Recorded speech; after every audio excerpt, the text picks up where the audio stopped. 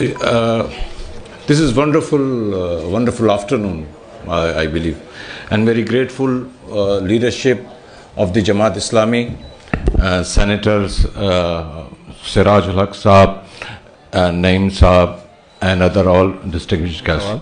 तो बस दो बातें कहने के वो करते हैं ताकि ये सेनेट में जाएं या जहां भी दुनिया में जाएं, ये दो बातें ज़रा पूछ के मुझे बताएं। तो ज़रा गौर तलब बात है, हज़रत दाऊद और उनका बेटा सुलेमान, जिसको ताकत मिली, हुकूमत मिली, वो लोहार थे, उनका पेशा लोहार का था और नरम कर देते थे लोहा अपने हाथ में। तो तभी ज़बूर में, जब वो ज़बूर आपको पता होगा कि नज़मों की किताब है, नज़मों की इल्हामी किताब है, शायरी है अल्लाह की। तो जब ज़बूर पढ़ते थे लोगों के दिल नरम होते थे। तो वो कौन था? लोहार। और उसकी उम्मत कौन है? यहूदी। अब दूसरे हमारे मतलब के मानने वाले, दूसरे हमारे जो बड़ी है उम्मत, ये बड़े गौर से सुनना है हम सब ने, वो कौन है? ईसाई।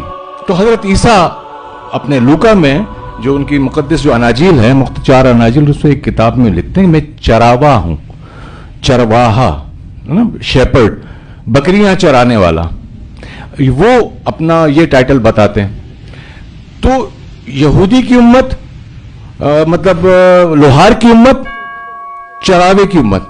आका अलैहिस्सलाम कौन है? वो क्या कहते हैं अपने आप को? बुखारी की दूसरी या शायद तीसरी जिल्द में फरमाते हैं कि मुझे उस्ताद बनाया, मौल्लिम, मतलब उनका काम टीचिंग था, टीचिंग करते थे, उनका काम टीचिंग था।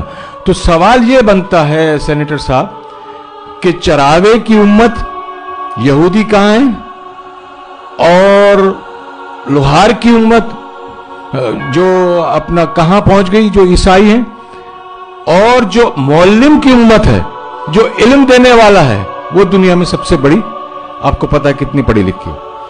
तो ये मौल्लिम के साथ ज्यादती क्यों हुई? और बस आखिरी दूसरा सवाल जो आप कहीं कर दीजिएगा, अगर जवाब मिल जाए। सादिक और अमीन, ये 2 नामों से काफर भी जानते थे, इज्जत करते थे।